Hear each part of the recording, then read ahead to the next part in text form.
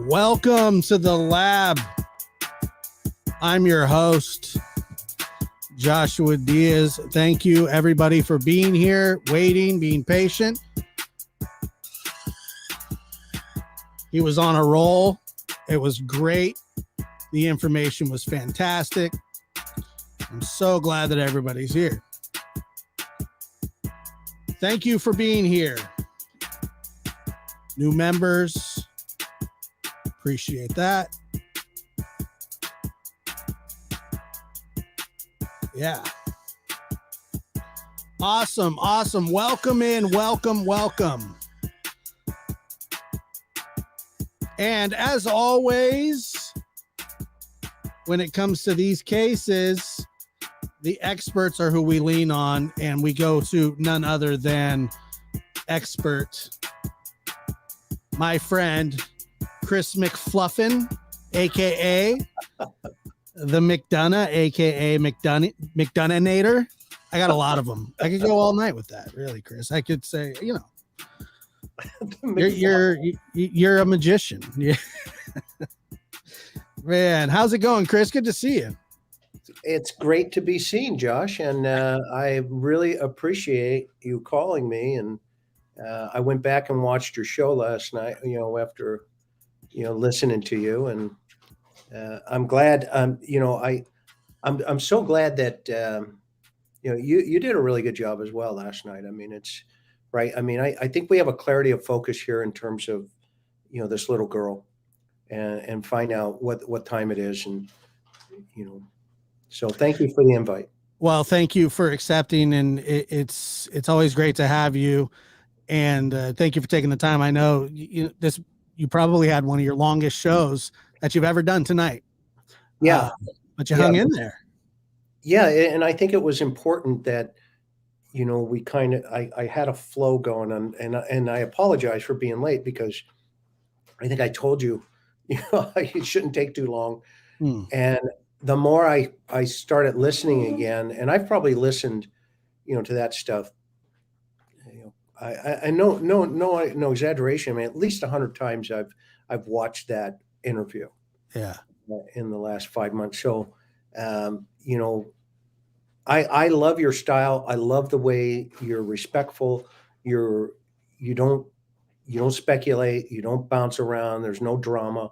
I like the way you present yourself. And I know this isn't your first game into the media game. So I've learned a lot from you and listening to you and how you do things. So I appreciate you listening to my perspective on the PD side. So anyway, it's great. And that I appreciate you saying that. It isn't like you say, it's not my first rodeo in media. The audience, this is my first time with this kind of audience, and I love it. Because I think both of us offer a unique perspective. I have been, if anybody knows my story, they know that I've been through things, true crime related. Yep. And you come at from the side of trying to solve those. So, I definitely don't have a victim's mentality, but I know what tragedy is like most people, but not just tragedy, but violent tragedy. There's a difference, there's a major difference. And I've always had kind of a heart for people when it comes to, I know that life is tough, and you got to be as respectful as you can of people, because it just seems that morals and ethics and things like that lately it just seems like they're a thing of the past. People, I get the culture, I get being funny, I get everything about it, but we're talking serious stuff here. But at the same time, we can laugh and try to enjoy ourselves as we kind of sift through this mud, because it becomes heavy. And one thing that's great about this show, Chris, is that when you come on, I've heard from a lot of people, it humanizes you.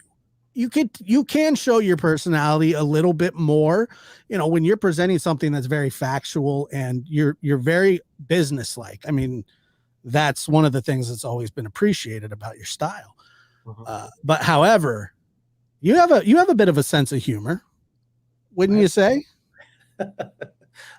Yeah, I do. I was a funny guy, and in terms of, just I don't. My brain, like yours. I mean, you get a clarity of focus, and that's the other thing that I pay really close attention to. I have a saying, and I used to tell all my colleagues that rookies, back in the day, was I said if you can't control your tongue, there's no way you can control your finger. And I correlated that to the ability to know when you're going to pull that trigger. And so the idea of, if you're constantly can't figure this out, okay, there's no way you're going to figure this out. And so that's why I kind of have this little thing and that's what I like about you is you have figured out, look, you don't have to make a point by 52, cuss words or here and that. And I know people do it. I mean, who doesn't, right? But Yeah. you were talking about a 5-year-old little girl here. Look, I have had a potty mouth before. It's not that I haven't. It's that My mom used to put soap in my mouth. yeah, I think now that would be child abuse probably. But I trust me, I was raised by grandparents. Oh, I've had the old soap in my mouth before. Yeah, yeah. And my grandma would always say, Josh, watch your language, because I wouldn't even know she was around the corner or something, and I'd say something and I would get in trouble for it. And there's a time and a place, and we just make these decisions and we move forward. We like to talk the cases, because what we are talking about is dead serious. I mean, this isn't a joking matter unless, okay, it's not a joking matter unless Dawn Wells is shooting a flare in the air. I mean, it happened. It happened. You can't write that. Again, it's the gift that keeps on giving. And, what do you say, right? Have you ever heard of such a thing? I've seen a lot of crazy things as you have in life, but, to come out there and pop off a flare, that was a keeper. It's a keeper, Two weeks in a row. You were laughing so hard last night. I was thinking, man, they're going to look back on this case and they're going to write not only books about it, they're going to put, all the different characters. I mean, this is a producer's dream. Yeah. Right. I mean, Yeah, definitely. And the thing about it is that's why most stories are etched from reality, with a bit of a twist. But in this case, you wouldn't have to make one alteration. You put everybody in there, and you just have. The funniest part was when I told you, I said, he shot a flare off, and your response to me was one of the funniest things. You said, I've never seen anything like this in 40 years. Well, there you go. Right? There you go. I mean, who could have scripted it? And bring in the flare gun. And make sure the guy with the wood is running down behind it. Yeah. It's like, you serious? All of a sudden, Don turns into Jack Dawson from Titanic. He's like I never heard of such a thing. But I got to tell you, I don't want anybody getting hurt. And as I do laugh about it, because it is funny, people go, oh, well, look, you knock on the devil's door long enough, he's going to answer. You don't want to be around people that are not stable. And if you put yourself in those situations, I don't want anything bad to happen to anybody. Same here. You got to know. You got to know, man. I mean, it's a bit rough, Yeah, I mean, I can tell you a funny story. Years ago, I had a guy with me. I'm not gonna name his name because he's still a good friend. Anyway, we get a call of this gal, and it's a 5150, and that in California, for those of folks joining us, that means, just it's a health and safety code. They're mentally incapable of either taking care of themselves, going to hurt others, or et cetera. So we get there. I get there, and we go in, and the guy in front of me, the gal, sweet girl, but she just, the elevator just didn't go to the top floor. Okay. And she leans over and she looks past the guy in front of me. I'll tell his name. His name is Carlos. And she looks past Carlos and she looks at me and she goes, "Listen." And I'm like, I'm all right. I was a young patrolman at that time, right? I'm like, okay, what do we got? Right? She goes, "They're here." I'm like, okay, how do we know this? Right? And you hear a beeping, beep, beep, beep. And I look up, and the smoke detector is beeping because the battery is down. It's going down. It's dying. Okay. And I said, I hear them now. Okay. Let me see if I can communicate and we'll resolve it. So I go over, I pull a chair, reach up, unhook it, hook the battery, hand it back to her, and said, "They're gone." Right. And Carlos looks at me and goes, "Hey, can we do that?" I said, "We just did it. Okay, let's go. Have a good night." And, she was like, "Thank you, thank you, thank you." And, her heart, you can tell she was just, so grateful. But with this is like specific intent. People are doing and saying things that, at some point, somebody, to your point, is going to get maybe hurt, because if you haven't noticed, if you look at the Candace video of her house, there was a rifle in the window. It's leaning against the stock or the window frame, okay, in through her kitchen. So that's what we're talking about potentially. And you just got to kind of be akamai, as they say in Hawaii. Stay alert. Yeah, these kind of cases really bring out they can bring out the worst in people. Whether you're fighting over fame, views, whatever the motive is, it's not worth getting hurt, and it's not worth agitating people to the point where you're pushing people that, by the way, seem to already have impulse control to the edge. It's a bad idea. It's dangerous. And but like I said, from the free crack giveaway to the flare gun, we're on a roll. Yeah, I mean, door number 3. I can't wait till that one opens. It's just been you and I, what I was talking about yesterday when Jodie Sue was doing an interview and she was talking to us. You and I had a conversation with her, and it was something that we had worked on. I said, "Hey, let's just do this off camera, but let's just talk because we have some things that we want to talk to you about." And it was an interesting dynamic, and we were on that call for at least 2.5, if not 3 hours. I mean, it was a long day. Yeah, and with a follow-up call that was going to happen, and now all this, right? Yeah, yeah. We were supposed to do another one, and offline. What's that? Offline. Yep. And I don't know where that went. It's just something. It's kind of there in the ether. But let's be honest about it. She brought it up the other day, and after that got brought up, people just kept asking me, what is this about? What is that about? And she said that she had a phone conversation behind the scenes with you, and that you knew that something was all BS. And I saw what you said. Yeah, true. You said not true. And then everybody was kind of waiting for a follow-up.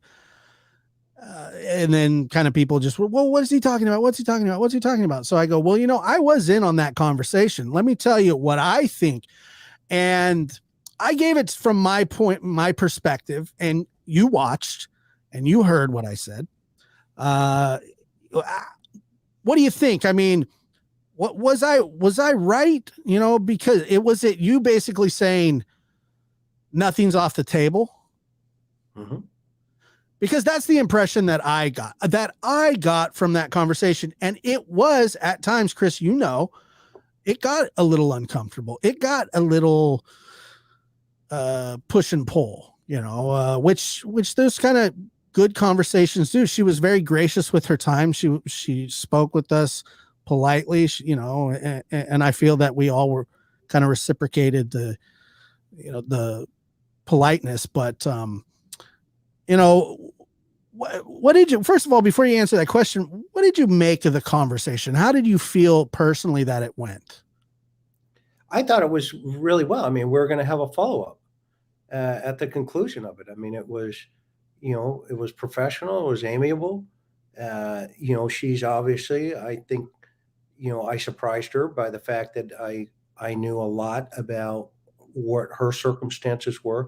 And in my opinion, that guy, who abused her, there's no question that she needs a lot of empathy because she has been a victim of severe domestic violence. I've seen the photographs, okay? And I think I surprised her when I told her about that, and that I'd done my due diligence before. I try to do that with everybody involved in this, and I was what I wanted to do when you and I had that conversation, and the reason I wanted you there and you wanted me there was so that we could have this conversation in case it ever went sideways. Okay, Right. And you and I have been developed a good friendship behind the scenes. I don't think a lot of people know that.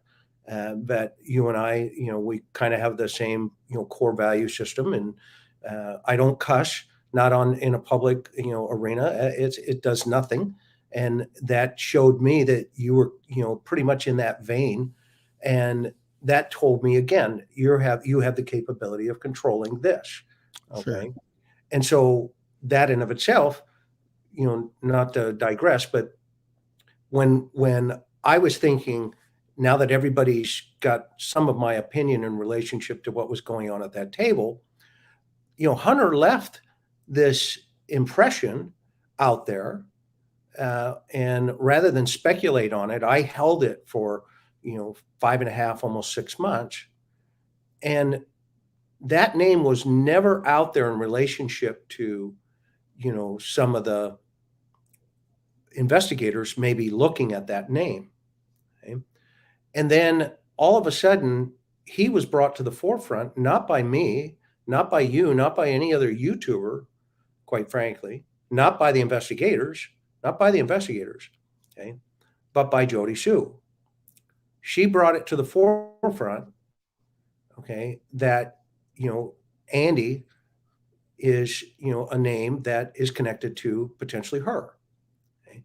Well, it was delivered initially as a domestic violence problem, Voldemort, and this guy is that way. Okay. But when you and I talked about him, I was presented, right? And you presented this idea of what's Hunter talking about? Is this your Andy? Is Exactly. this that guy? And now that conversation has turned in relationship to, well, there's no way he's mine. Okay. So what I was left with after that, and why we wanted to, and I think you, and I don't want to speak for you, right? I mean, you know, Yeah. I wanted to have a second follow up Of course. and not record it, which we didn't, Nope. not put it out there. Okay. Of, well, let's dig a little bit deeper into this because I wanted to do my due diligence in relationship to, could this be him? And if not, who could it be? And I think it's still an enigma right now. The name is out there. but who's associated with it? Yeah, and for the record, I do want to say to people, we aren't condemning anybody. I don't want anybody bashing anybody in the chat. Let's just keep it as respectful as possible. I know that this is a confusing conversation, and that people want answers to questions that we've asked. Well, we also want those same answers.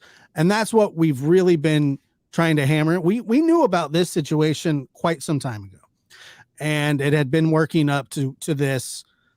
I came away from the fact is when I said, Andy, well, Andy, you were married or, were with an Andy.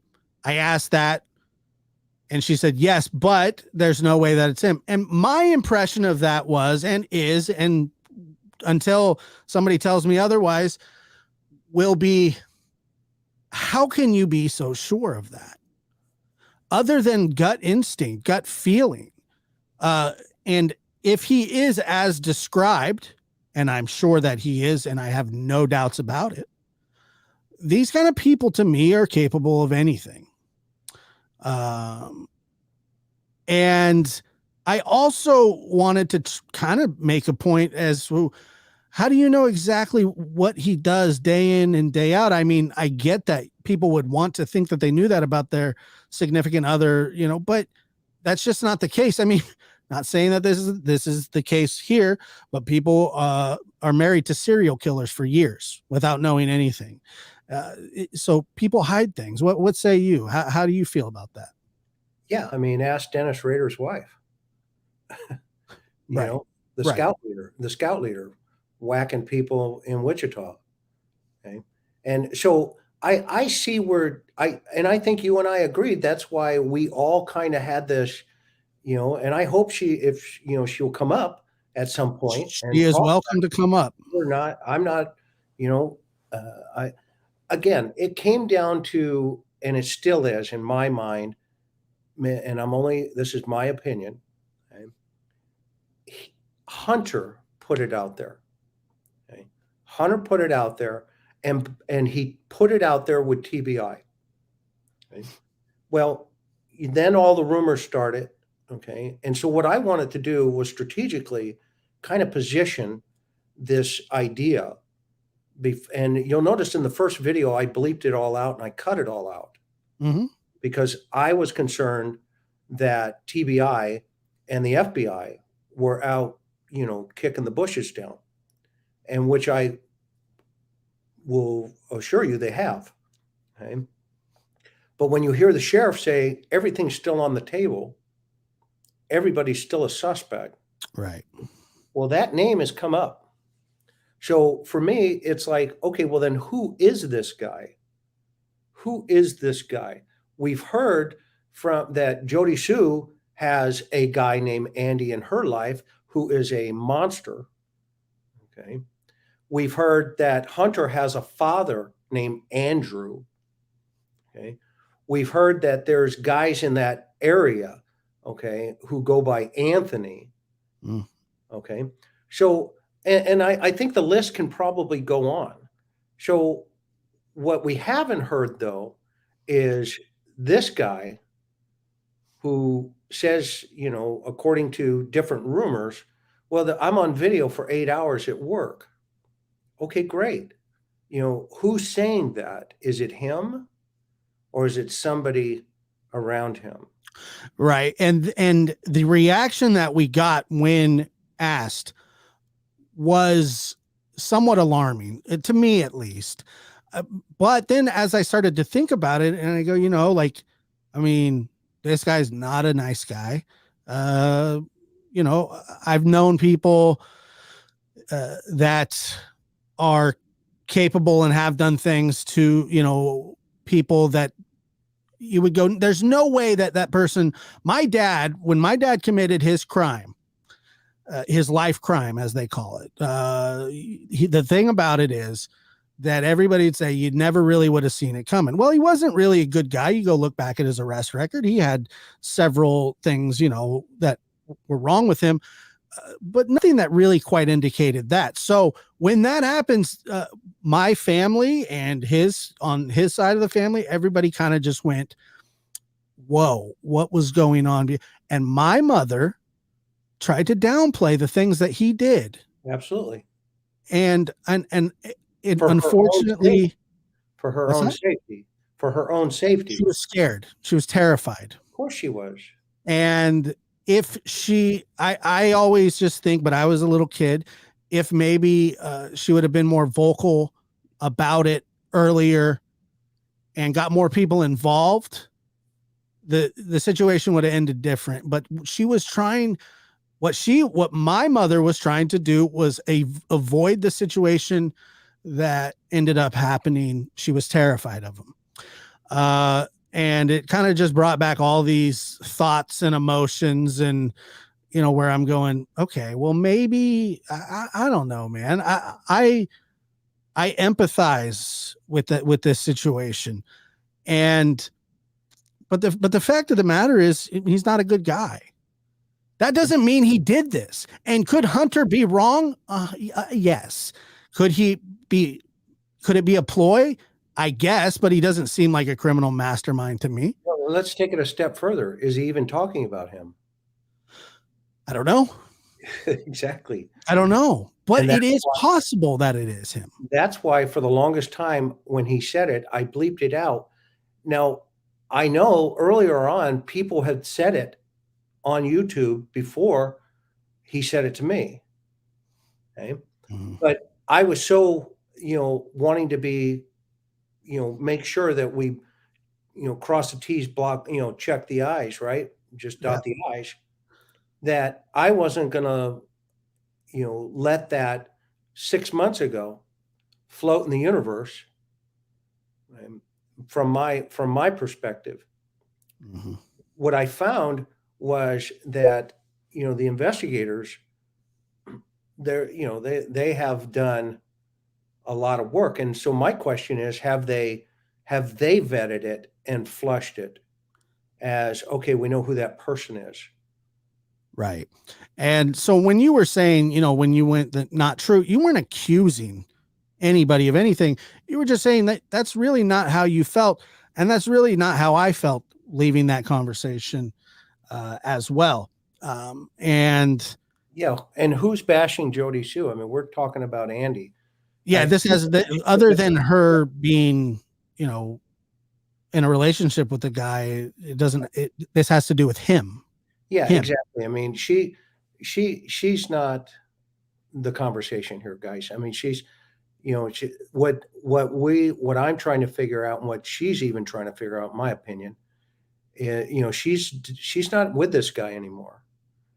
And, whatever her position is, that is, her situation. So yeah, nobody's bashing Jodie Sue. I mean, but, I'm trying to figure out, who is it? Yeah. What are the correlations in relationship to this? And was that name just made up? Right. And does he sell this Andy according to Hunter?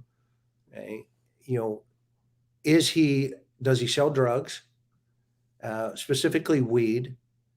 And, what's the circumstances around that?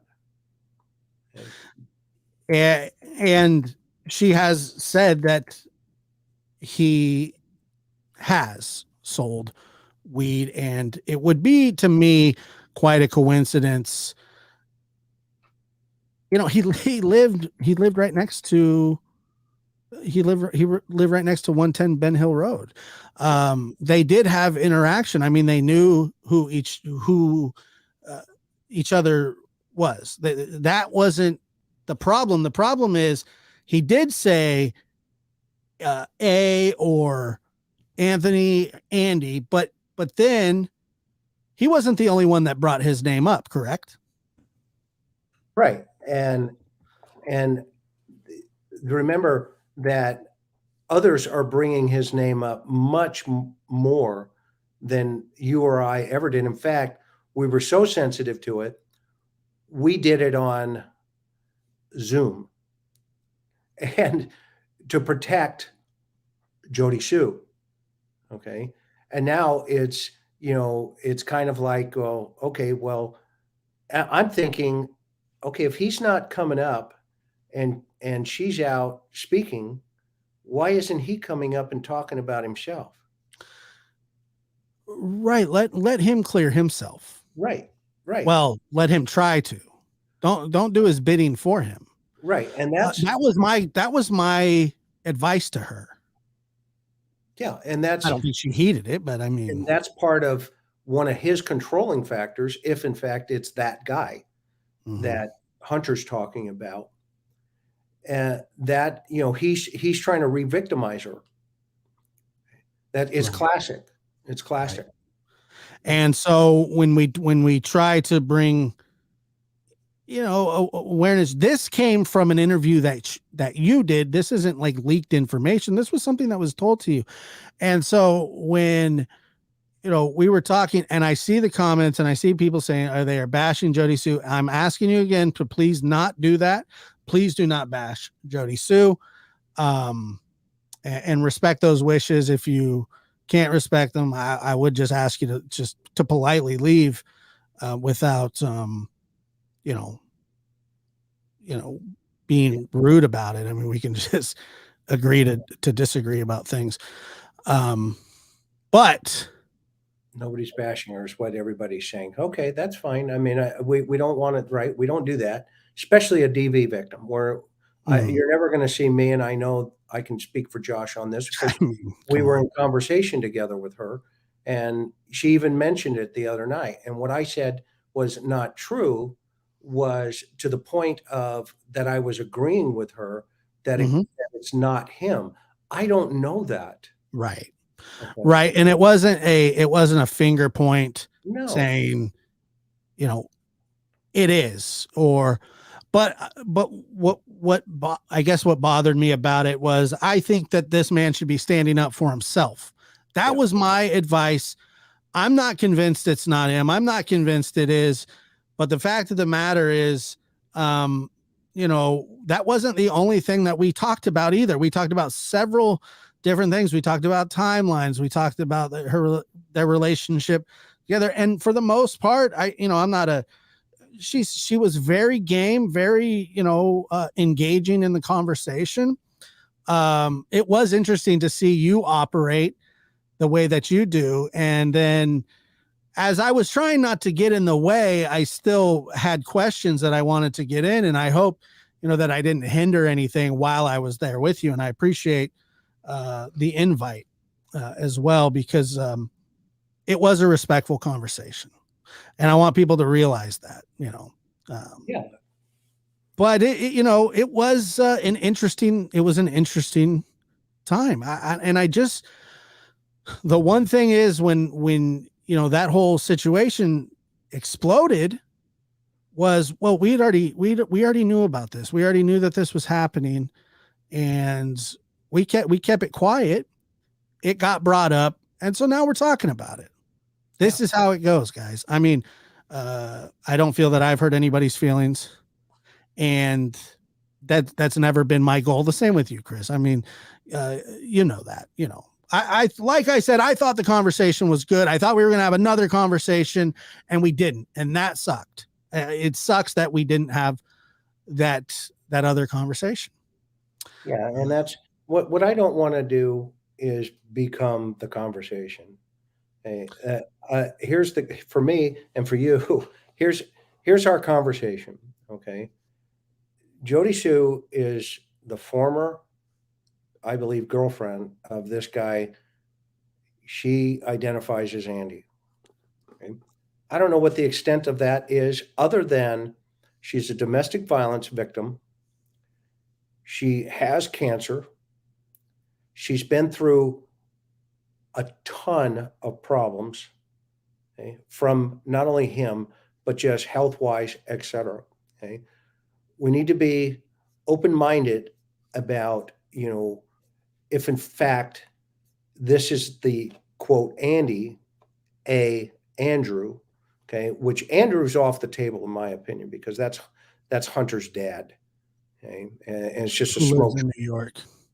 Yeah, it's a smokescreen from YouTube and rumors and speculation, yada yada. Okay, so but this JS, okay, we were talking to her on, not on FaceTime, not on YouTube, okay, and we were asking her about him. Okay, he's been, he was a horrific, and he's not a good guy. He's not a good guy, okay? And he victimized her extensively. And so we talked about, could he possibly be the guy that Hunter is referring to? And in total candor with her, okay, who uh, is, upfront with, I don't know, I don't think so. Okay. And so that's where we were going, okay, in our conversation, where we were like, okay, well then let's let's have this follow-up conversation about it. Okay. And I think that's probably where she was going the other night when she said, well, I talked to Chris and talked to Josh. I mean, she should have said Josh too, because, we were both there. And, I actually set it up. yeah, you did. Actually, yeah, you did. And, and what that would have said was, well, we didn't finish our conversation. Okay. But now, I don't know what's being said out there. I don't know, what I heard the other night, because I think people underestimate me sometimes, but I pay attention to a lot of things. It's because you eat applesauce a lot. It That's is why the applesauce. people underestimate you because they see you spoon in the applesauce. That's right. That's You like exactly. applesauce? I like it too, though. Yeah. No, I mean, I was born, but I wasn't born early. And this idea. So I understand a lot of the, what was going on. And when I heard it, I was like, well, wait a minute, that's not what we said, and that's not what we were talking about. Yeah, exactly. And we can touch on that again. But the fact of the matter is, at all this, and I get it, and I get the talking points where people say, look, this is about a 5-year-old, soon to be 6-year-old little girl. There's no question about that, but this is an onion. Okay. There are layers to this. If it was just about Summer, which it is, you still have to dig to the core. And that's just kind of what we're doing here. I mean, you have, like you said, the due diligence of the process, and, just trying to be able to keep Summer's name in the spotlight is hard enough when there's just trickles of information, but it always feels like we're always waiting for the next shoe to drop. In my opinion, this is how I see Dawn and Candace, is that they're walking around with a huge piano hanging over their head. And at any time, boom, or, and in this video, I won't say the creator's name, but whatever. There's a neighbor that comes over and is just frustrated. Like, we're sick of this crap. People yelling at them, stopping there. They're not the only people to do this, right? So this neighbor, and the neighbor says, look, I have no doubts that they have something to do with this, but you guys just got to leave, man. Let law enforcement do their thing. And it was sound advice from a reasonable man. But imagine being the neighbors. Just a nightmare going on over there. Well, yeah, and this goes back to the other important part of that call, which everybody's missing, by just focusing on, a couple of things.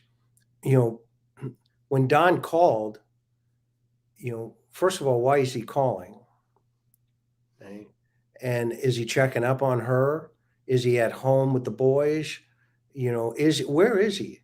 Right? I mean, we hear everybody say, well, it's been confirmed that Don was at work. Yeah. Well, who said that? Did FBI, TBI, or anybody else come out and Dawn say? said it. Yeah, we just need to let you guys know that Don was at work. Okay. Okay. Uh, Don was at work, okay, from the FBI, TBI. Okay. Perfect. Or is it, everything I know about law enforcement I learned on the internet? Okay. And so there's this idea that folks grab one thing and it just goes crazy. Okay? And so that's the first thing. Why does he make the phone call if Hunter's telling the truth? Number one. Okay. And then why does he ask, okay, all the questions that he was asking, or why does he say all the things that he was saying? Okay. About, some guy named so and so, this, if Hunter heard that, okay, then why is he telling Candace? Right. That's the questions that we should be asking. The whys, not the hows. Okay. There's a lot of hows. Okay. Well, there's this guy over there. I remember Don told me that night or one night, he goes, well, there's this crazy guy that got almost arrested or got arrested for trying to kidnap a 12-year-old. Okay. Remember that one? Yeah, of course. The wackadoodle? Yep. All right. Well, that was the suspect that day. Okay. And it's like, huh, you know, I think that's the behaviors that we need to focus on. The secondary parts of this with people, names and identities, whatever. Okay. Um, we don't know. We don't know. But what we do know, and and we talked about it early on in this, is Don is very capable of adapting and improvising in relationship to the information that's floating out there. Mm. Okay? He's very tactically astute criminally. That's where you learn that. Okay? You learn that dovetailing into and he leaked it in the very beginning in the first press conference where he leaned back and he said, well, they'll probably criticize me for, talking in the past tense. Okay.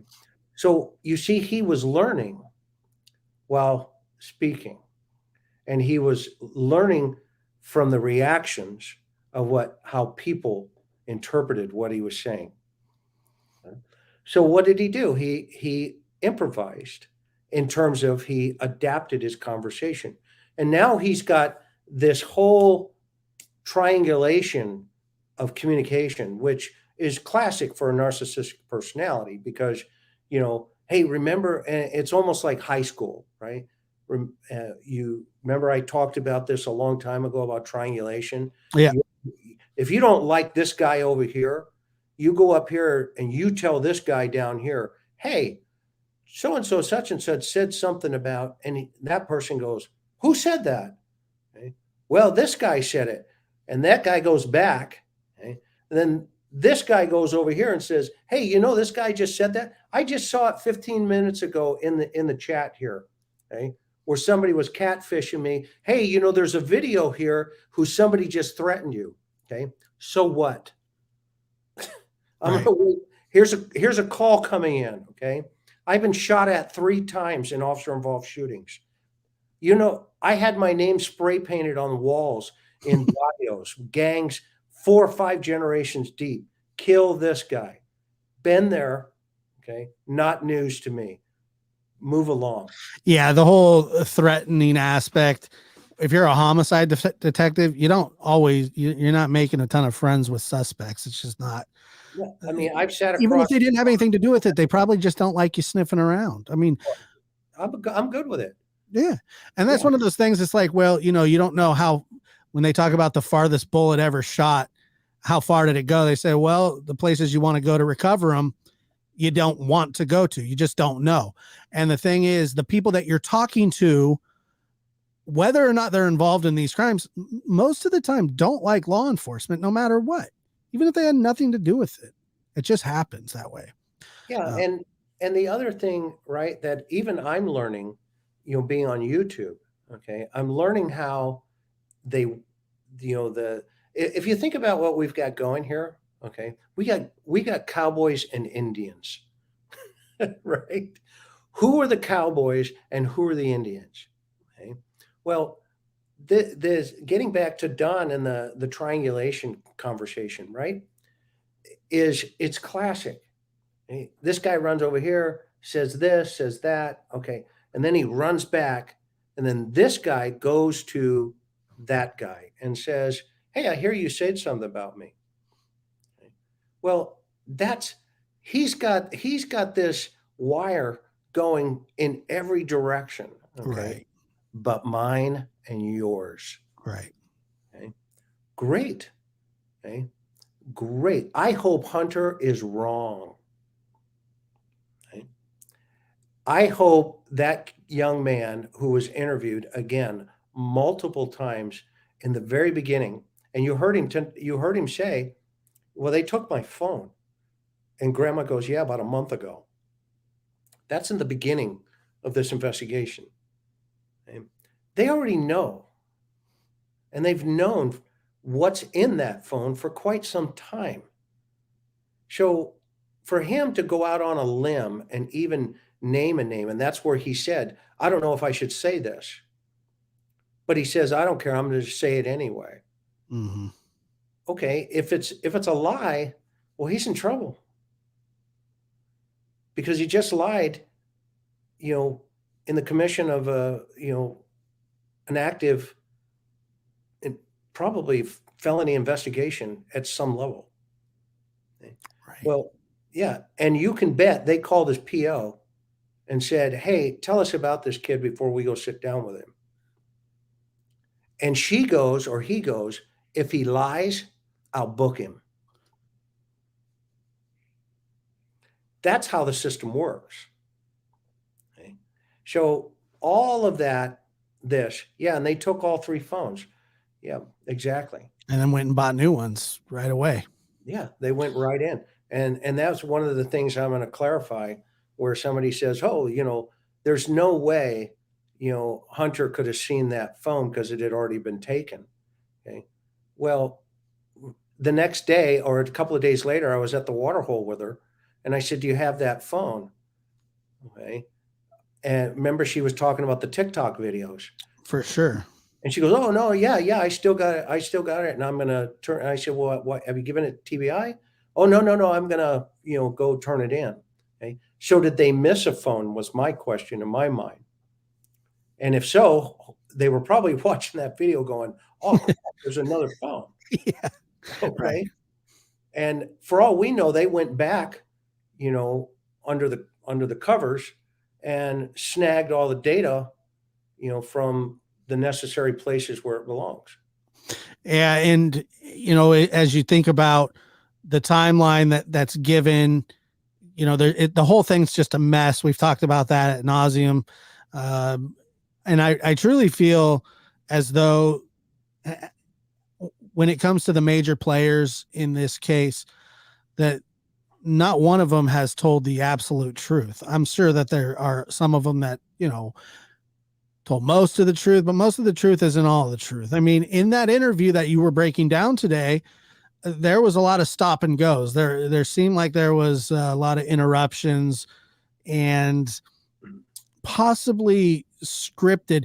The one thing that I am curious about and is how Hunter just talks about how he just goes through her phone. He's just going through her phone. That's not normal behavior for a 15 and a 38, 39-year-old woman. And, he would say, well, but the question is, there's a reason why he was on there. What was he doing? Was he deleting something? Was he checking on something? That there is a lot of questions there as well. And I don't know if we'll ever know the answers, to some of these questions. I'm sure we want the answers to all of them. But did you find that odd as well? Oh, absolutely. Yeah. I mean, well, first of all, how do you just all of a sudden, switch, right? To take that phone to, put yours in there as if it's a game, a bait and switch, right? I mean, I don't know. I can't that and the milk. There's problems. I mean, in River City, I told them that sitting at the table, I said, look, there's some problems here with this now. That and again, I think I clarified it. My impression was he may have let the beans out of the bag, with the right people, and now I come along and say, hey, so what about the milk? And he's doing the humana humana humana on how am I going to answer this, right? Mm-hmm.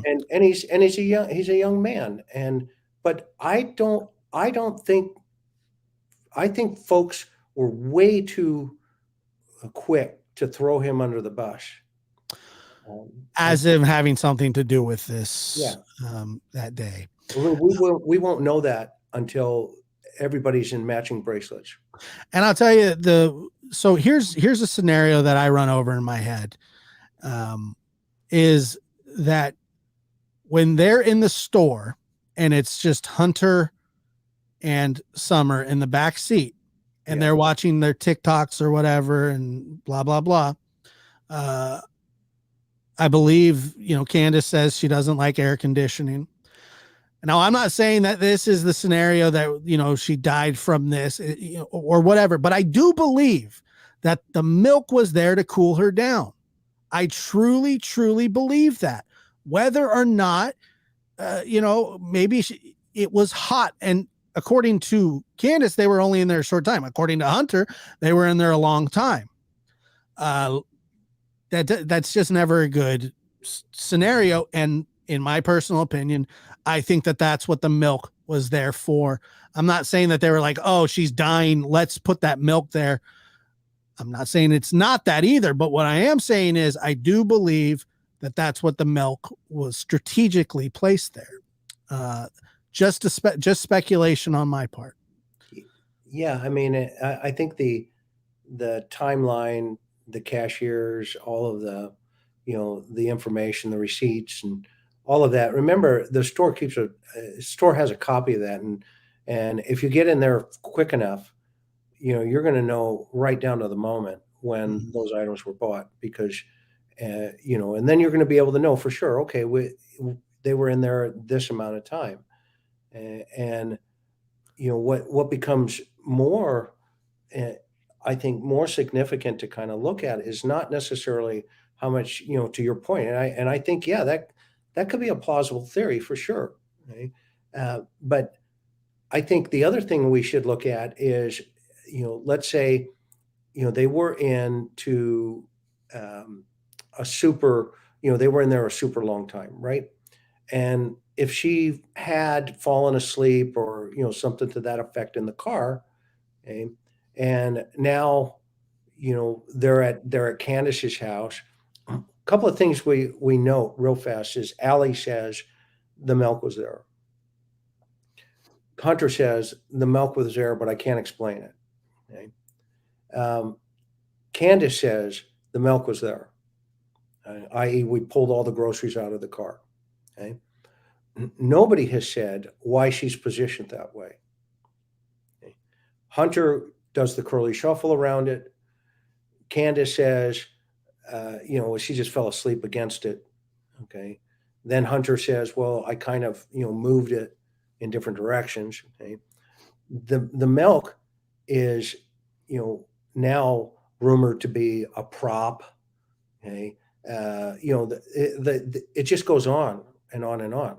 Okay. What we know is there's a picture of Summer leaning against that milk. Okay. And, whether or not, there's other theories in relationship to that or why that is. I would submit to you that it could have been, because she did fall asleep next to it. It could be, did she have is she having, a dry drowning scenario? But then again, everybody's going to argue the clothing.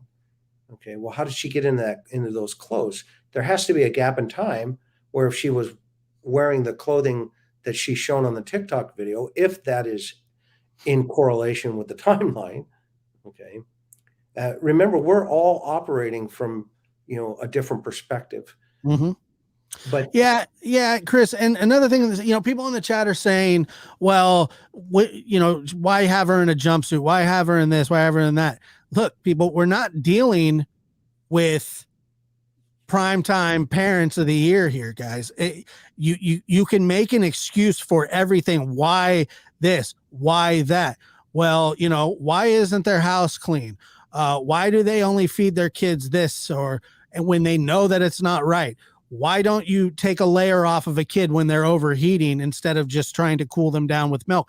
I don't know, but I mean, you can't operate under the assumption that they think like normal people, because what we're dealing with is just not normal in any way, shape, or form. This story is not normal. The family was not normal. It was a mess. And that's just the long and short of it. And I hate to be blunt about it that way, but we can just say this stuff. Oh, well, but look, it's not Murder, She Wrote. This isn't CSI. That's not how these things work. She probably thought maybe, hey, lay your head on this milk. It might cool you off. That could have been the extent of that conversation. I get it. I understand. But the milk, even you had some questions, had some thoughts about it, right? Positioning of it, and the other thing that I tried to qualify while interviewing Candace at the house was, and she spontaneously said it, okay, where when we got there, I said, okay, show me where you guys were parked and what happened. And she goes, well, I opened the door, I unbuckled Summer, okay, and she popped right out and took off into the house. The boys came out, we carried the groceries, okay. Now, that was a spontaneous recollection, okay. Some of the other stuff could be, hogwash, right, which it is, okay. But that point, that particular concept was, I reached in, unbuckled her, and you can go back and listen to it. I reached in, unbuckled her, okay, and she jumped up. Now, what she didn't say in that is, and I moved the milk bottles out of the way. Mm-hmm. She jumped up. So she gave the impression that she just reached over, and she likes to do this. Okay, there's a whole bunch of things that the next one I'm going to do is break that down. Okay. The water hole and the house. I'm going to do it. Hopefully they're not 4 hours long, but Why not? People loved it. well, Maybe you didn't. no, I want to be sensitive, Yeah, right? for I want sure. to make sure For that sure. I'm sticking to the facts.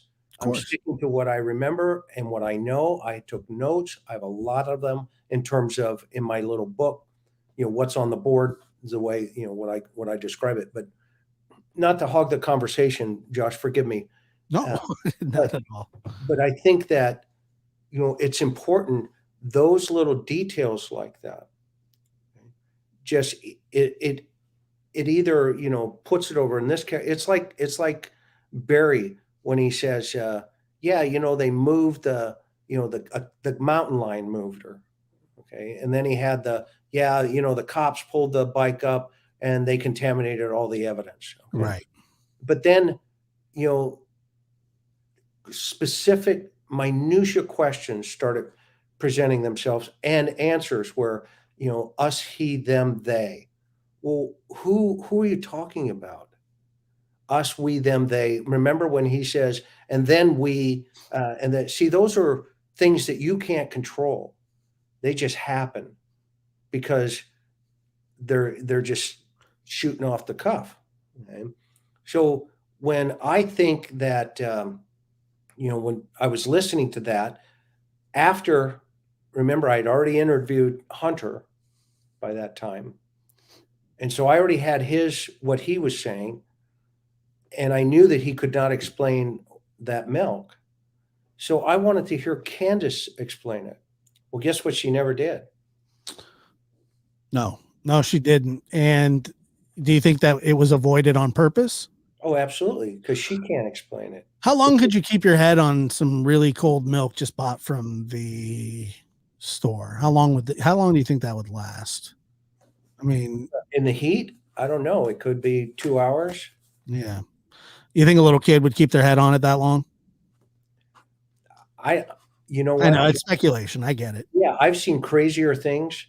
Okay. Like And it's, flare guns. yeah, like, there you go. That's exactly right. What about somebody giving away $2,000 worth of crack? What about that? You know, and watch to prove to the TBI that I don't crack a lack. Okay. Yeah. Right? What is it? Yeah. Robin Hood? What do we call it? Crack a hood? Kraken Hood and Crack a Claus. Claus and Kraken Hood. You know, that if again, if we were to script this out, page 42, and yeah, I went and bought, $2,000 worth of crack. Well, Crack Fairy. you Yeah. know, DEA was watching me, and they Hey, said, hey, brother. you didn't- Sabbath tomorrow. Would you like some crack? yeah, hey, can you imagine that? No. Anyway, How I do don't you want just to digress on that one because how do you just want to walk over to people and go, I bought $2,000 worth of crack. You want some? right, exactly. And Right. then, and just, I mean, you cannot make this stuff up. This is crazy. It's absolutely crazy because I could see that supervisor, he's coming in and say, "Hey, guess what Don just did? What? He bought $2,000 worth of crack and we watched him. That's a lot of Really? crack. That's a lot of What did he crack. do with it? Well, we watched him distribute it. Are you sure it wasn't fentanyl? Oh, no, it was crack. How do you know? Because Don only buys crack. Likes crack. It's his thing. Yeah. Yeah. Write that report. Here's how I'm going to prove that I didn't sell my daughter. Is what I'm going to do is I'm going to buy a bunch of crack and hand it out. I mean, it's one of the most asinine things I ever heard, but who knows? I mean, everything about this case is strange, and you know where that came from? Seriously. The round table of the PR committee. Okay. All right, we're going to throw them off. What do you got? You're going to buy crack. Now, that's a great idea, brother. yeah, all the criminals are all getting together and say, okay, how do we throw the cops off? You're buying crack. Okay. And all the cops are eating popcorn going, they just bought crack. Yeah, perfect. I got to do what? Yeah, I mean, here's $2,000, Don, and a flare gun. Go buy some crack. Yeah, right. I got to go buy crack, brother. It's the Sabbath, and I'm going to keep that day holy. Yeah. The whole church thing falls short with me when it comes to this case as well. Let me see here, Chris. There was a couple questions that I did that I want to see here. Start them for you.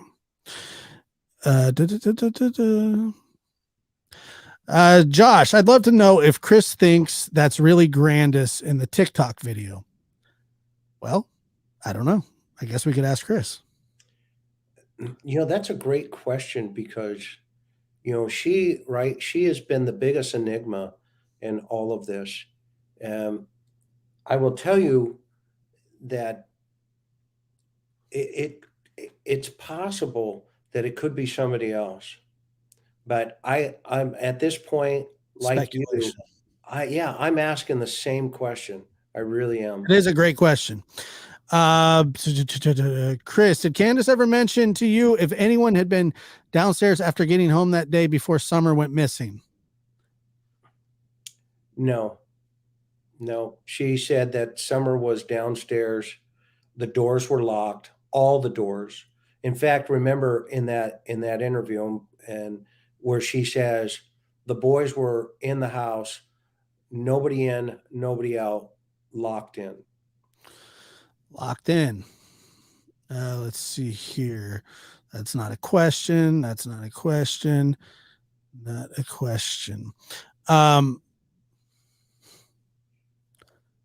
Let's see here. Navy vet says in the country in Kentucky, we use a load of rock salt and makes them pull rock salt for a while and it burns. makes them consider about returning. What am I lost there? Out of context? Yeah, I don't know what context it is, but Oh, maybe. sorry. If you could follow up. And thank you for your service. Yeah, and absolutely. Now there was here's a really good question. Once again, I mean, most of, and I do appreciate the questions. A lot of them, we do have to we'll have to speculate on. But here's can you ask Chris why he thinks the Wells have a YouTube channel? What's their agenda, in his opinion? That's a great question.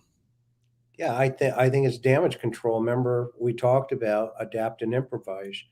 That after that phone call, Don knew that he had been called out by his stepsisters, and he was so worried, and he still is to this day.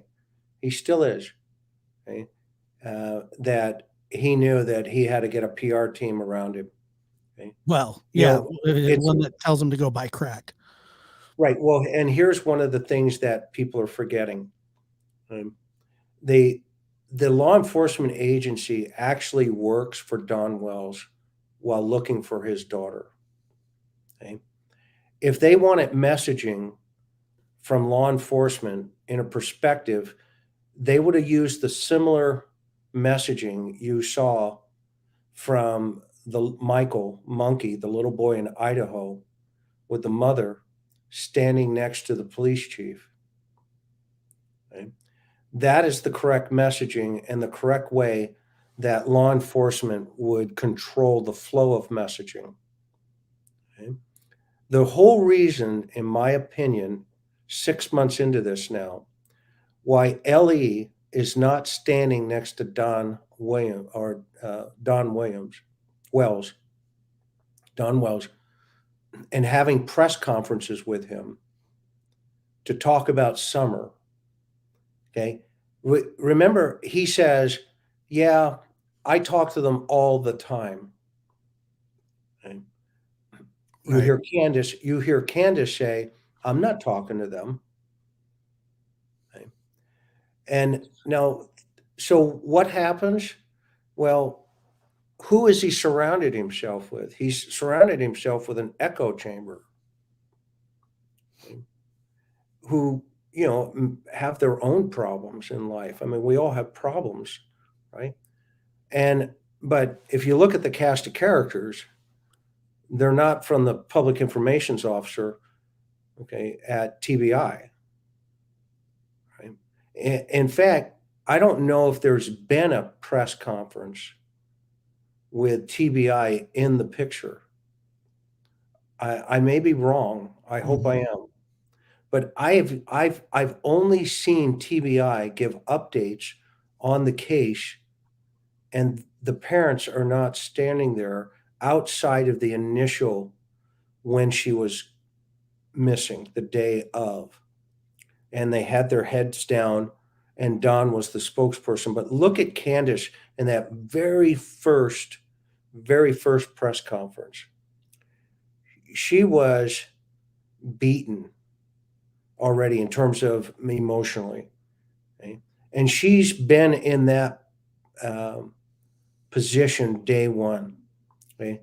Um, the sheriff's department is lead because it's in their county, and TBI is the state agency that is a support mechanism. So it's the sheriff's.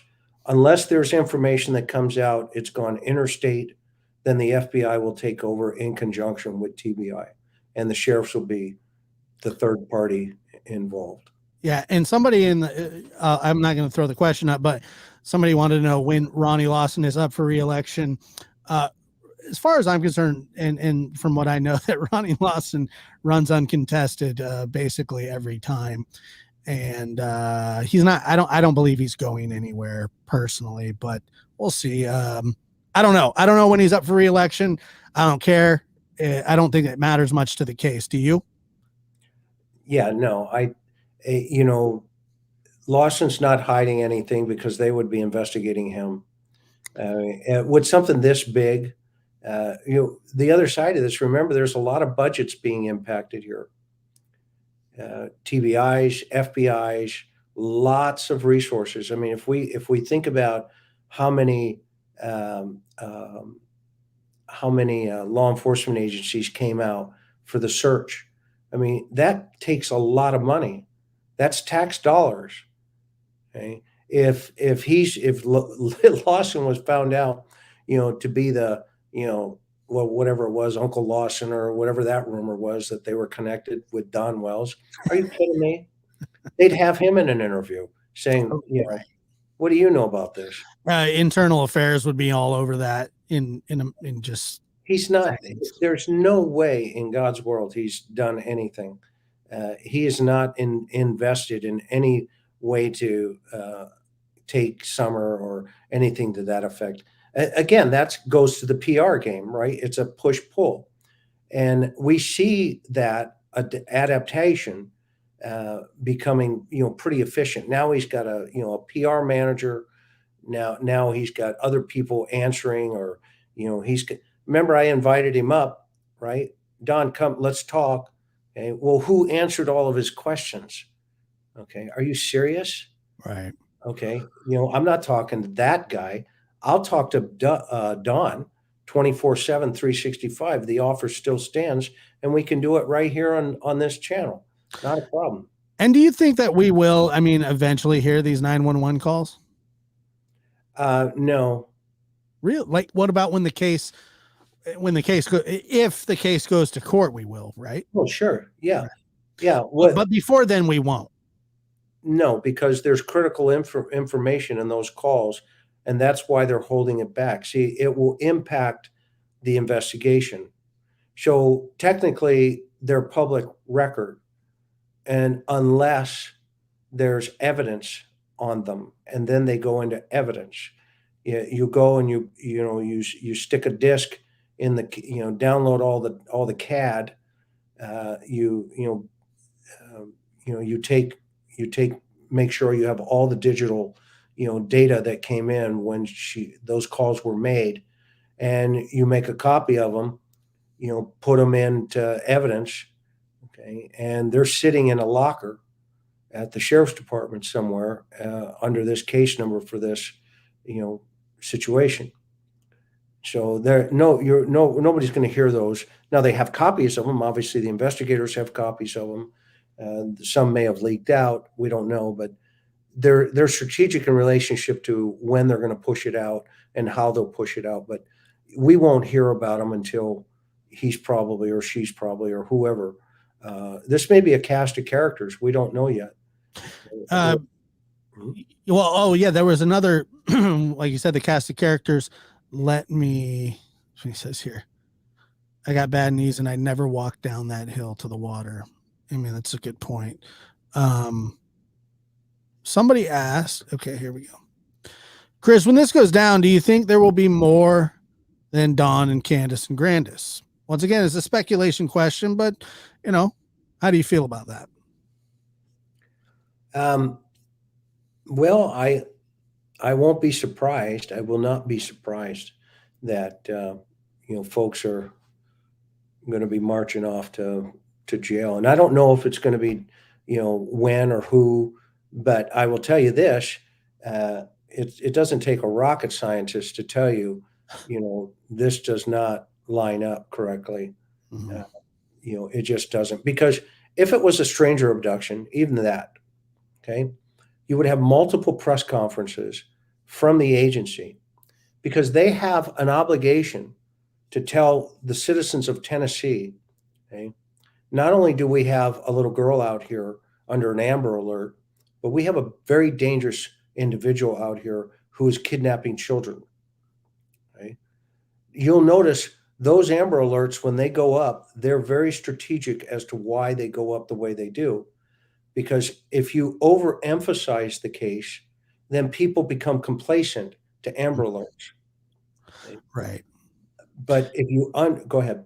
No, go ahead. Keep going. If you underestimate them, okay, then LE is criticized, because that's why the first note that was put out is about Summer was we weren't sure. Obviously, i.e., the parents were saying this was what happened, right? And so they got some type of information quickly that they pushed that Amber Alert and said, "Look, let's get this out there just in case, she walked off the property, she was taken off the property." Remember, this is early on, okay? I'm talking early on. I'm not talking today, okay? And so that Amber Alert hit what we call NCIC, and that's the National Crime Information Center. That triggers all of the billboards, that triggers all of the traffic boards. You see them on the freeway when, we're looking for this senior citizens with this license plate, blah, blah, blah. Or, we're looking for this child. That triggers all the alert systems, across the gamut. Okay. And they have not pulled that Amber Alert back. But what they have done is come out and said, we don't see any evidence of abduction here. Okay. Good point. Mhm. A couple more questions, and let me hear, and then we'll. Here we go. Yeah, and Josh, I'm wide awake, by the way. If you're, Oh, look, man, I appreciate it. yeah, I'm of talking course. about huh? I like being here with you. I mean, it's That's fun. great. You're a good guy. And you're always welcome over here, and we appreciate Well, you thanks taking for. the time. Mhm. Okay, so this was you go. Okay, so it says, do either of you think this might be close to the end, and will we find Summer? Love you guys. I'll let you answer that first, and then I'll answer it from my perspective. I think we're I think we're at the 70, the 15-yard line. Okay. Whether or not we find Summer, um, here's what we need: is we need all of this mishigash and craziness to stop. Okay. And then there's a clarity of focus. Okay. Again, these things take time. Children, it could be anything. It still is. I will I'll take total stranger walking up there and doing it. It's not that guy. It's somebody that had familiarity and connection to that property. So that's my answer. So what do you say? Yeah, well, what I say is that I feel just, I don't have any special knowledge of anything, but I do feel as though when you talk to, the people kind of around the situation, that this case is moving, that it's not a cold case that they're giving up on. I couldn't really give you a time. I would be guessing. I'm not as hopeful that we will, if Summer is deceased, that we will find her. And it could be years. What I think is happening is I think that what they'll try to do is put an investigate or put a case together without, if they have to. They would, everybody you want to prosecute with a body, but if you can't, that doesn't mean that you don't put these people on trial and try to figure out with what you have if you have a case. But I do think, yes, I think that I think that we're getting close. Yes. When I say close, it took Dylan Redwine 9 years for his dad to be convicted of his murder. That's by any standards a long time for justice. And they say that the wheels of justice are slow. Well, that's because you have to be able to prove your case, and they're not going to do anything until they feel that they can prove it. And good for them. You only got one shot at this. You have to make it worthwhile. So that's where I think that we're sitting at right now. Yeah, I mean, taking statistics to dovetail into your thought, if we take statistics into that idea, the odds of her being still with us, yeah, I agree 100% that they're very, very slim. very slim. But that doesn't mean it's never been not a possibility, right? The focus is what's critical for the investigators, and the fact that they, some really good news when we hear it is when you hear a kid like Hunter say, "Yeah, they grilled me for 3 days, or 3 separate times. Okay? They kept coming back." And by the way, it's a lot more than that. Okay.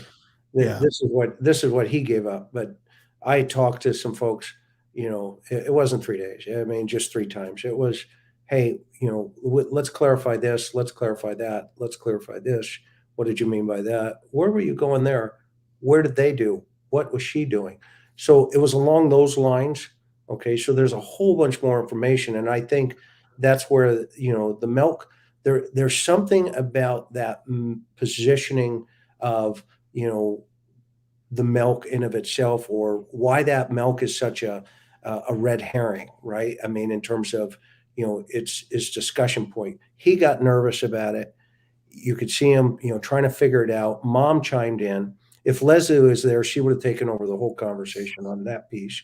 Right. And Yeah, of course you would. yeah, wait, there's something in that, and even again, even then, that Candace, kind of did the curly shuffle and dodged it. So yeah, it's just one of those things where, in the chat somebody said that Don may be selling his house. Which, I mean, was he going to get $15 and a Butterfinger for? I mean, the property is what's worth it. That's very dangerous for him to do that, though. I would be shocked if law enforcement really. I mean, I don't know if they can stop that, but and they won't. But I'm telling him, hey, if you do that, hey, does that just make him look even? Well, that's the easy part, right? He's going to look bad, and everybody's going to say, "Oh, the Wells, Don sold his house." Okay, well, sell your house. Yeah, I don't know why you would. I mean, the first maybe, right? Go ahead. No, I don't think that they're getting ready to run. I think that their eyes all over them personally. So if they did, but selling his house would be one of the dumber things. I mean, I say one of the dumber things, but like,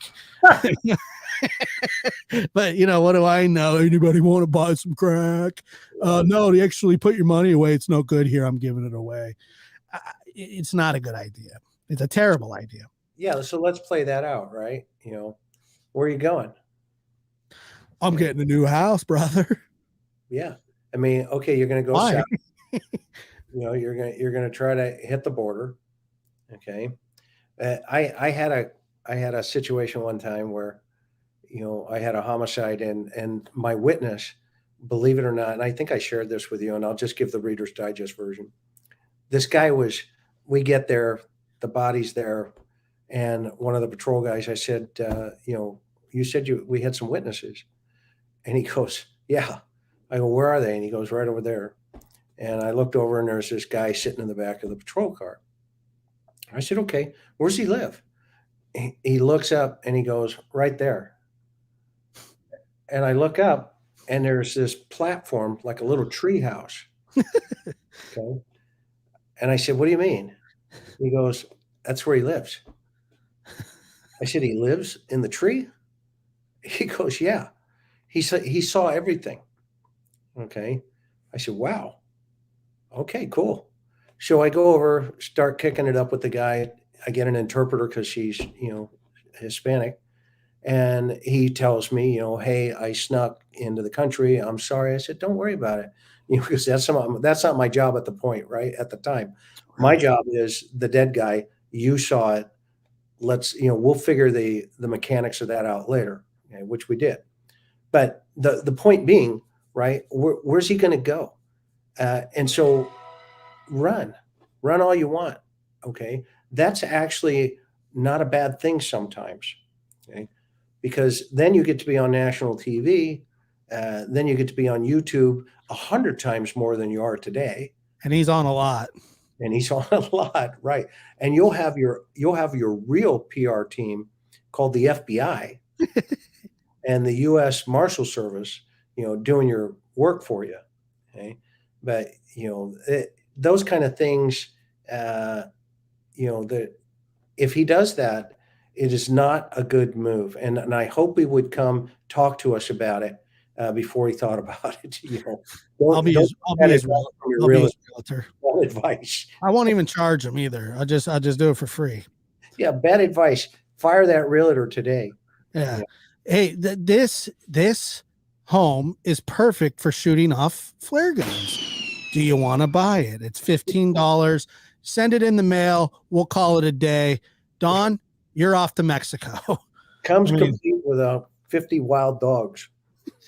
I feel so bad for those dogs, man. I heard, this is just what I heard, that the Humane Society was interested in possibly helping out in that situation. I hope that they take that offer serious if that is the case, because dogs are precious and they're not to be mistreated. I mean, they are wild dogs because that's how they've had to live, but dogs need love and care, all animals, that's why. Who was the guy on, was it Wheel of Fortune? Oh no, The Price is Right. Bob Barker would always say, get your pet spayed and neutered. He was real into that thing. That was his tagline, but it's so true. It really is true. Yeah. He was a huge animal advocate. I love animals too. I love all dogs, all, cats, you name it. My wife said, when I'm married on you, I'm glad we didn't shoo the chickens off the furniture. I was like, yeah, me too. Maybe we'll buy a farm somewhere one day. But I've always wanted like a baby, like a miniature gorilla or something that wears a diaper. Oh, you and Michael Jackson? Yeah, well, don't lump me in with that guy. No, I know. I'm sorry, but he had a pet monkey, or Justin Bieber. Didn't he have a pet monkey? Yeah, he abandoned it too, actually, overseas. I would never do that. I'm not going to get one. I just, I've always wanted one. That's never going to happen. Right. But a miniature giraffe would be cool as well. But yes, the guy lives in a tree. What Chris was saying. Do you think Summer was alive in the truck with the milk jugs? I don't know. What do you think, Chris? Yeah, I don't have enough data that I can't clearly see, some of the things I wanted to see, in the fingernails and variety of things. When the body starts breaking down, and, anywhere between 2 and 4 hours, you're going to see some of the initial lividity start to set. And then, 12 hours later, you got a full rigor going on. But, this is a situation right now where you can't really see to make that call. I would ask a medical examiner to weigh in on those photographs before I would. Yeah, and I'm sure that they have their eyes all over that. Chris, the one thing I did want to ask about that I don't know if you've ever touched on, or I'm not sure. Why weren't there cars taken? The vehicles? Yeah, that's a great question. It bothers me almost every time I go back to this. And the reason it bothers me is because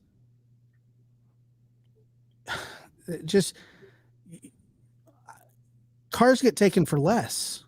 Cars get confiscated and taken to the garage for less. I wish that was an answer, but wouldn't that be okay? Say it's your crime scene. You roll up, she was in that car. Dad was using this car. We need to get the data off of that car. It's got a GPS system. We need to check that for forensics. The one thing that I always go back to is that her DNA would be all over that truck or the vehicle that she was in. What use is it going to be unless there's a bunch of blood or something, right? Because her DNA is going to be all over that. If she was dead in the car, the dogs could have picked up on it, right? Yeah, and you would probably have, and I don't want to be gross here, but I want to be factual and realistic. in relationship to how things happen sometimes, is you would initially have some purging, from the body that potentially could be, from her seat, okay, her bottom, okay, that would have, potentially set into scent for those dogs into that car. You would want to utilize what they call an ALS. It's an alternate light source. And you want to, so you want to do that in a controlled dark environment where you blast it. Now, what we don't know is we don't know if they did that night, okay, up there on the hill. Okay, so I want to keep that open, because if they hit it with an ALS and there wasn't any obvious forensics evidence, okay, they may have made the call of, well, okay, because remember they were dealing with initially the theory that the crime scene potentially could have been the basement. So the relevance to that is, okay, is the car in play here, or is the basement in play in the house? Okay, so the bigger question is not necessarily why didn't they take the cars. The bigger question is, what did they do in the house? Okay, remember early on in the Barry Morphew case, I mentioned that some of those evidence texts, the forensics folks, came out of that house with bags. Okay, and they had gone back because one thing led to the next thing. And remember, they had to go convince a judge a couple of separate times that they had to get back into Barry's house. Okay? So if this is a crime scene down in the basement, which in my opinion, if a family says, yeah, she just disappeared out of the basement, then that's, you lock it down. You shut it down, nobody in, nobody out. Okay? And you process it. Now, I don't know what the extent of that, because nobody was up on that hill that I've spoken to outside of the searchers and a couple of the search and rescues, folks as a whole, is, what happened at the house in terms of, crime scene recover or a collection of evidence. Okay? And the other thing is, we don't know if Grandis's car was grabbed in Wisconsin, the truck. Okay? And, because they probably sat back and said, okay, where's the truck? Now that we know the story isn't dialing in here. Okay? And see, they can always go get that evidence. Okay? I don't see them being the sharpest tools in the shed of running out and, wiping the car down. Now, Donnie may have, because she's, he has that mentality potentially to do. Sure. Okay. Sure. But I think in the heat of the moment, they weren't thinking that. And some of the things that lead me to that is the photographs of everybody, from TBI and everything that were taken at the time. Right. Yeah. So maybe they believe that's not where the possible crime scene is. Another thing is that they really haven't even deemed this to be a crime. It's just a missing child at this point in time, correct? Yeah, they haven't deemed it to be an abduction. Right. Okay. This is they're going to dance around, suspicious circumstances. Okay?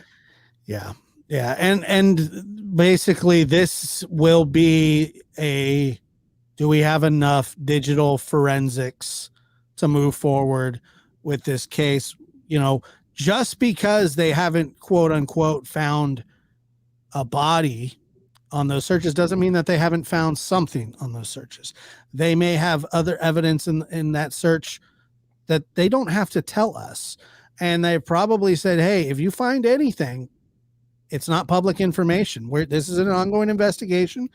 And you are to not touch anything and notify us immediately and keep your mouth shut. I mean, that's how those kind of searches go. So, just because a body hasn't been found doesn't mean that evidence hasn't been found. That doesn't mean that there hasn't been evidence in the house, that there hasn't been evidence anywhere else. We just don't know what that evidence is, but I can with relative ease say that there is evidence. We just don't know what. We don't know if a crime took place. We don't know if an accident and then a crime took place. What do they say? The cover-up's always worse than the crime or the accident. And I very well could see Candace and Grandis to me are both the major players in this. I don't know exactly where Don sits in it, but I believe that he has knowledge and he's possibly quarterbacking this thing the best way that he knows how. They're in a fight for their lives, and that's what we're dealing with here. And yeah, there's definitely, there's no question. Okay, there's no question in my mind anyway, and that the fact that a lot of things, haven't been answered doesn't mean they haven't been ruled out and or ruled in. And that's what an investigation is, and it's their responsibility to keep it close to the vest until trial, because you don't want to taint a jury. And that in the actual evidence that they have. Okay, when people were, saying, well, talking about all this on YouTube, well, it's most of this is, a lot of this is public knowledge in terms of, the information out there, but there's also some of the mechanics of how this works. That's, I think, some of the dynamics that people are trying to figure out. How did this happen? Okay. mm-hmm. And again, I'll keep saying it 1,000 times. It's never how. What is it, Josh? Why? Why did this happen? Okay. And once you understand that principle, then you can start applying the hows as to why it makes sense. That's what I was going to say. I was thinking that the hows get answered with the whys. Correct. And one comes before the other. Yeah, investigators get stuck when they ask the hows. There's nothing worse than going into a crime scene with a new, hot shot, and that person goes, well, yeah, that looks like a 38. Okay, the bullet wound. Okay. Let me throw a wrench in here real quick. Chris, is it possible that they weren't even at the swimming hole that day? Absolutely. Look, man. Yeah, I'm telling you right now, I'm not going to say they weren't, but I'm going to say that it's definitely a possibility. I believe in you both. Thank you for giving us this platform. Justice for Summer Moon. Amen to that. While you're reading that, dogs with jobs, I'm going to answer their question. Yeah, 5150 is wackadoodle. Yeah. We got a lot of that going on here, don't we? Yeah. But I'm telling you, I'm just not convinced that was the day. But that's just, there's no proof of that yet. Investigators, I'm sure, know. But it could be a different day, and all that stuff will come out eventually. Now I want to formally thank you for coming on and giving us your time. Your show earlier was excellent, and thank you for making us lab rats feel welcome, and that and to all the new subscribers and members and everybody who super chatted, super stickered. It's very appreciated, and thank you guys so much. Summer is in our thoughts and minds every single day, and we're going to see it through. I mean, that's just how it is. I mean, we're going to see it through, whether it's 8 more days, 8 more months, 8 more years. We're going to hopefully see some justice, because that's really all that we have to cling on to is the hope that justice will be served. You got to please answer my super chat in there. I don't know who that was from. I'm sorry. Where are we at here? Don't figure out. And thank you guys so much for being here, for everybody, for Summer, obviously, but Josh is a class act. And, if you haven't hit that subscribe button over here, you're going to miss something. So hit it. Super chat. What can you re-put the question, please? I would love to answer it. been trying to do as many as possible. I apologize, Josh, but I didn't want No, to. no, not at all. I tried to answer as many questions. So I'm going to hit the water hole next in Oh. in a debrief, but I'm really going to give my impressions now that I think we're down the road enough. Yeah, we're We'll do a follow. It is a slow crawl, but I'm telling you, the one thing that I have learned from you is to be patient, and that's just not it's not an easy thing to do when it comes to this. I'm looking for that person. Oh, I'm trying to find him. What was that super chat, or what was that question? MK. Thank you. Let me scroll up here. I didn't know if. So on my channel, I'm going to do the water hole next, and then do the house. And are there going to be? I mean, so you never reviewed your own videos, obviously, but that's what you're going to do. Yeah. Is there is there something like that we can look forward to, a twist or two? Yeah.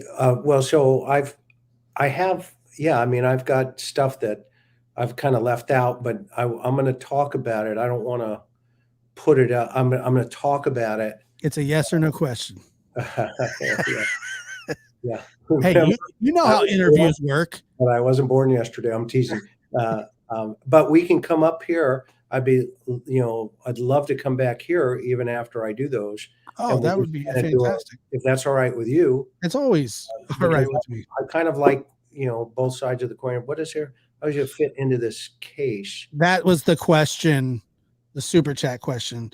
And as we said earlier, she's the neighbor of the Wells at the time Summer went missing, and that's how she fits into the case. Other than that, I don't know. Other than the neighbor. If you're asking specifically about JS, she lived right next to the Wells, and that they had some interactions. Other than that, I don't know. Nothing to see here that I know of at the moment. What about you, Chris? Yep, I totally agree. We can we'll talk a couple more things. I'm going to do the I have to take a couple of notes tonight on something, but I'll do probably the water hole tomorrow, and then the house. But I'm going to do them all this week because I want it fresh in everybody's mind, because I really do love the input that folks give. Remember, it's civilians, and all of us are civilians. But what I mean by that, it is witnesses who are civilians who solve crimes. Investigators don't solve crimes. We connect those dots. Okay? And hopefully with a little thought process, you're able to think ahead and anticipate where things will move. And that's how you solve crimes. But you need information from people to hear what the possibilities could be. And so that's why I absolutely love, your show and others. I listen to all, I try to pay attention and there's good in all things. There's good in all things, in my opinion, especially when you're working these kind of cases where there's a 5-year-old little girl on the line here and who may have harmed her. So thank you for having me tonight, Josh. And I really did appreciate, watching you work. And I'm telling you, I watched you work. It was impressive. And I got to tell you, it's not always comfortable. But you know what? When I watched you, and I was paying attention because it was fascinating. And you're the real deal, man. And I can say that with 100% clarity, because I saw it firsthand and it was awesome. It was an experience that I've never really experienced before. And so I'm happy to be able to see these things through with you and bounce ideas and discuss these, not just as we talk other cases as well, a lot of other cases. Yeah, we have. And you know, we see things the same, but we also see things different. Like, oh, you know, I never really thought of it from that angle or this angle. But it's just been fantastic. Thank you for being here. And there's that picture again. There's Letitia. Yeah, maybe we could talk about that. We should talk about her one night. That's what I was gonna say. That would be awesome. That'd be awesome. I was talking to somebody about that case not that long ago, and they never go away, do they? I mean, you just, until you can close it, it's always open. And that's the same thing that's going on in this case. That's the same thing that's going on in the Cal City Boys case. You know, these kids have been missing over a year now. Yep. And, you know, I do want to say that I had a conversation with the biological father of one of those boys who, you know, told me that, you know, he has a lawyer and that he can't come on and talk, you know, on such a high profile case, but he believes in his heart that the investigation is active and fluid. Yeah. So I hope that is the case, and maybe we can get justice for those boys as well, because the chances of them, you know, once again, you know, we're going by statistics. Yeah. Bakersfield, they're a good agency, smart agency. They shot one of my guys years ago, one of my murder suspects. So we'll talk about that too. No, they shot him right through the neck. Nice. Through and through as he was running. He was trying to take over. It was headed towards a hospital, take hostages.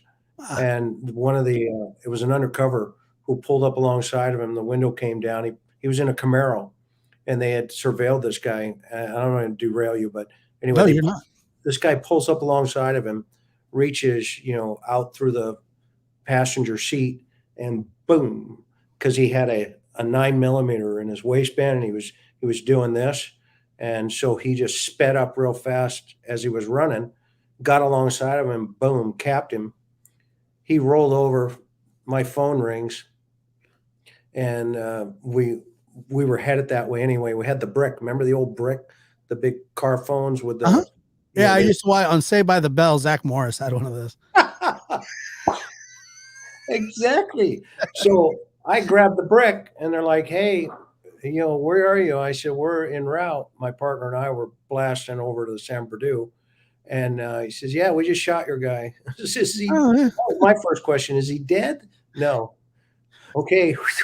He says, "You're not going to believe this." I get there. I walk in on this guy. He's got a neck thing, right? And he's laying there. They got him cuffed to the gurney. I'm like, holy cow. I said, "You want to talk?" He goes, "No, I don't want to talk to you." I said, "Okay, you're alive. All right. Have a great day." Yeah. See ya. What do they say? That dead people do not make good witnesses. And, you know, you really want them alive. You really want them alive. You know. Yeah. I mean, it was right out of Dirty Harry. Well, some are so mean they don't give you much of a choice, right? I mean, this sounds like a mean guy. But Chris, thanks a lot for coming on, and we look forward to your reviews. We look forward to your reviews of the water hole in the house. They're just fascinating from your point of view. And thank you so much, Chris. Thanks, bud. Have a good night. Take care. And so there it is. Chris McDonough of the Interview Room. Great. Blessing us with his time. Thank you so much, Chris. Put in a lot of work tonight. And thank you guys, all new members, all new subscribers, all new everything. Members, subscribers, super chats. Hit the like button. Thank you so much. Hit the subscribe button. Share. It has been so good to be here. And Chris wants to come back. That's amazing. He's always welcome. You know, he's always a good sport. Roll call on the way out. How about we do a little roll call? We got about a minute and a half. Roll call. Let's go. Yeah.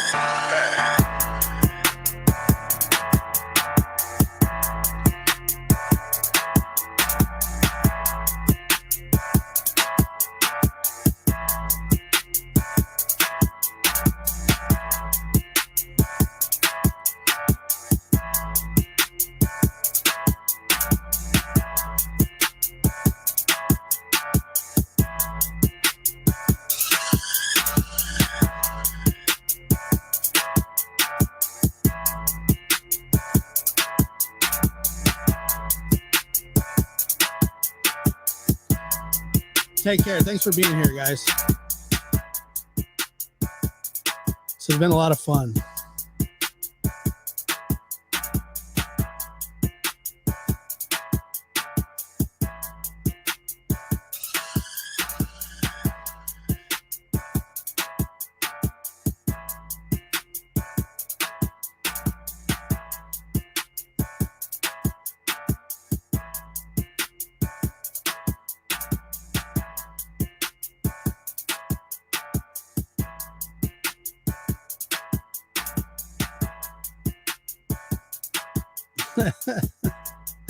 Yeah. Otis. Oh, wait, hold on. Hold on, you guys. Stay right there. Stay right there. Stay right there.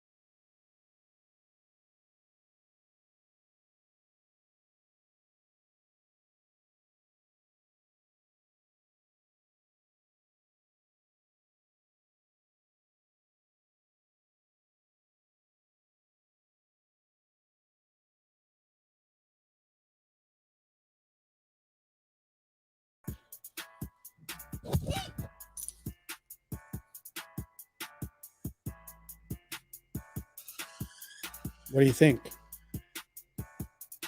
They're here to see you. Say hi. Hi. Are you going to sleep, Bubba? Are you going to sleep? Are you tired? He's something else. Are you tired? Can you say hello? Hi, YouTube. How are you? You're being shy. Speak into the mic, son. No? Yeah, uh-huh. Go ahead. Say something. Go ahead. No? You're falling asleep on me already? Watch this. Watch this. Okay, here we go. No, stop. Stop. There you go. I got you. No?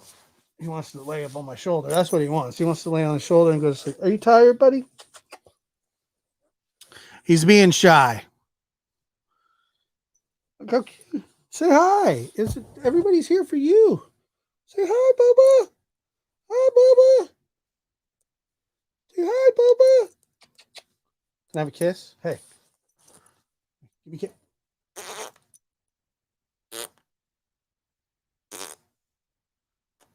Can I have a kiss?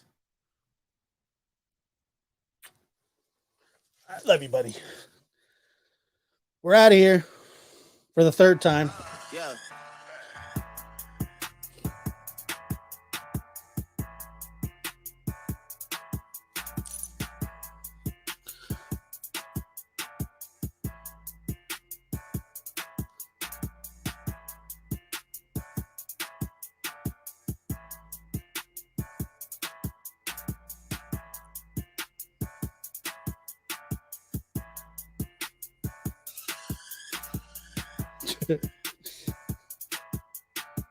You're a Hollywood dog.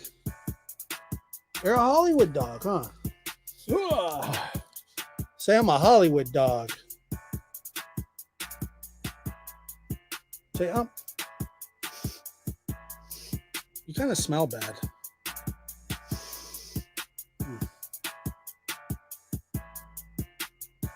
I'm not sure.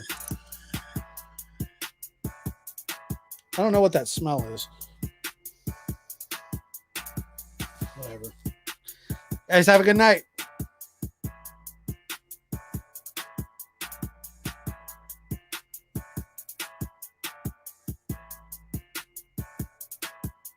Yes, it's bath time. He needs a bath.